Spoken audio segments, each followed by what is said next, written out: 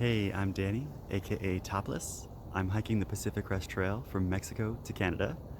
I'm 1,500 miles in. 1,500, I can't believe it. Right now I'm in Dunsmuir. I'm at a hostel. This is called The Crossroads. And I was just talking to the woman that runs it. And she said this year she's kind of not going as hard with it. She might even stop doing it because she was really running me through all the details on what it takes to run a setup where she's got a pretty big piece of land here, and she's got a lot of people coming through.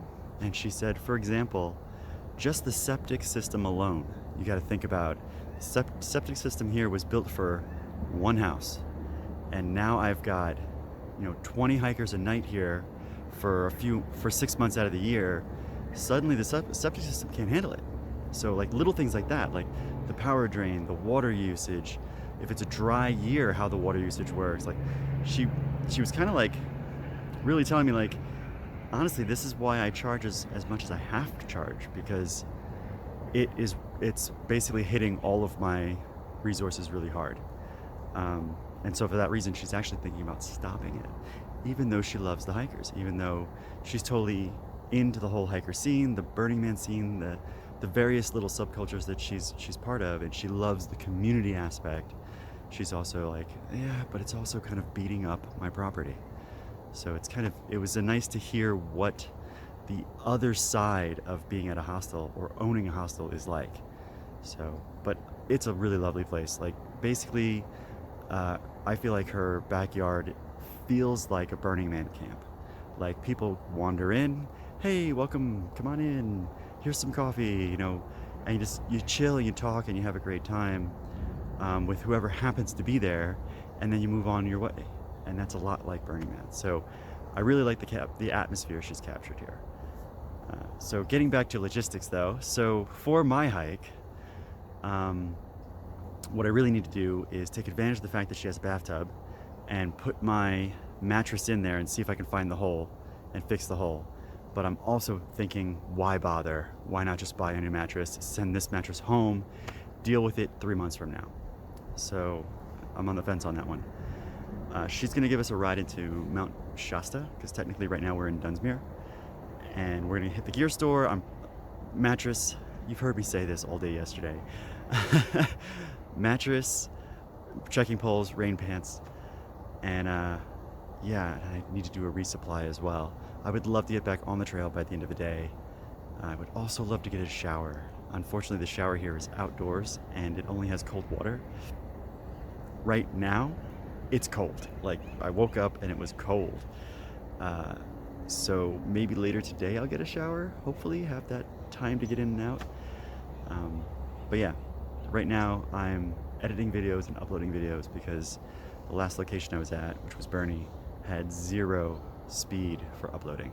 So I didn't get a chance to upload anything. My phone was filling up. Finally, I've got videos uploading, so I can start deleting them off my phone and continue to shoot more.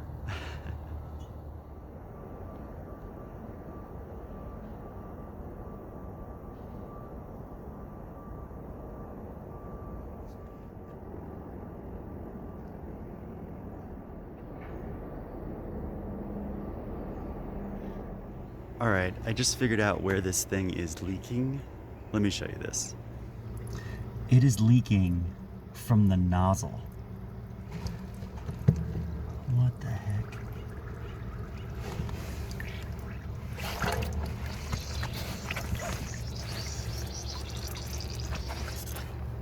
Yep.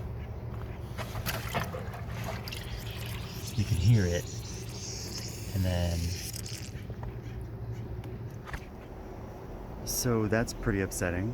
That means it's not a hole I can plug, that the nozzle is failing. So yeah, I'm gonna send this home and send it back to them and just buy a new one in the meantime.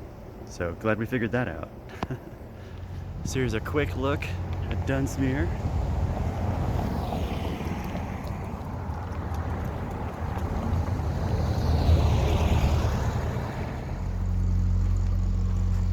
Like cool art and stuff. Yeah, it's a cute little town. Just got a ride into Dunsmuir and got a resupply from the Dollar General, which is great and cheap. And now I'm walking back to the hostel. And Dunsmuir is a pretty cute little town. I almost stayed in town, but I'm happy with the hostel I'm at.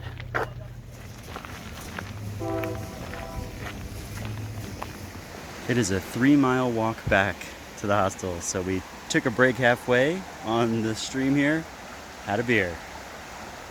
All right, I just got out of the gear store here in Mount Shasta, and holy cow, they had not only the thermarest, they had trekking poles that were a third as heavy as the ones that I already have, and they had shoes.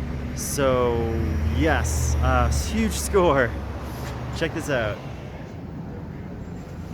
So these black diamonds are super heavy, and they're also top heavy. These new ones, they are a third of the weight and a third less in price. These are about 80 bucks. These were like 100, 120. So super excited about that. All right, these are Challengers. They didn't have them in my size, so these are Hoka Torrents. And the big difference I'm noticing is the bottom. These are all rubber, whereas the original ones that I had are like a lot of foam and a little bit of rubber. But they're pretty much just as light, so... Oh, I've got to get these shock cords off and put them in place of my laces. Also, I wanted to mention these shoes have 900 miles on them, and they look really good for 900 miles. They still have tread left. I'm replacing them as a precaution. The only place it's blown out is right here on the side where it's starting to wear out from where my foot bends. Oh yeah, new hotness.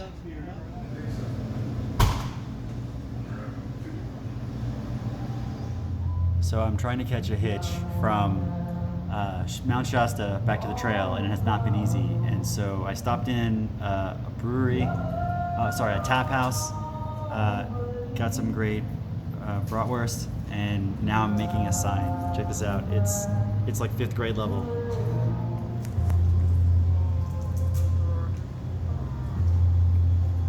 The hiker to trail sign worked. And now I'm basically just gonna go, I don't care how far, and then find a place to camp. It's about 6:30 now that I'm thinking about it. All right, I am back on trail, and it feels good to have gear that is new and working. My shoes are freaking awesome. These new trekking poles are like a couple of feathers that dig into the ground like cleats or something. Like, they're incredibly light and they grip so well. It's a night and day. So, and especially having new shoes. What was it? I went 900 miles on my last pair. I didn't even realize that they were getting worn so thin that I was feeling every rock. So I was purposely stepping around every little rock and pebble. And with these, it's like, oh, that's right, I can just walk. I'm still gonna step around all the sharp rocks and pebbles because that's how you make your shoes last, but holy cow, they feel so good. So it's nice to be back. It's nice to be not complaining about my gear and moving. Not even sure how far I'm gonna go tonight, but I'm feeling like I just might go until sunset just because it's just so easy. One other funny thing, this is now the 3rd town where I tried to get a haircut, and none of them would let me. They're all like, oh, we could get an appointment for you tomorrow. Like, I'm not waiting till tomorrow. So maybe I should roll into town, and the first call I should make should be to a haircut place next time, so I can make an appointment for the next day. But these small towns don't have a lot of haircut places, and they're all packed basically. So if you ever want to start a business, I recommend a haircut place for men in one of these small towns.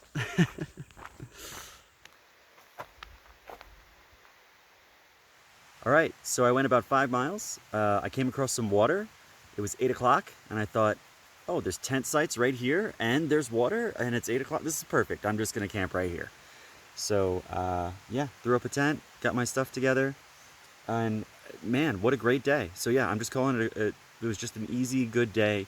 I got all the things that need to get done, minus the haircut. And yeah, so next town is called Etna. That is in 100 miles. It's mile 1,599.7 or something like that. So from here, it is 95 miles. So I'm going to do about 25 a day for the next 4 days, and I'll be there. So yeah, easy day, and I'm glad I'm camping by water. That makes life so much easier. It's also really friggin' hot, so drinking cold water is really nice. So, all right, well, I'll see you guys tomorrow.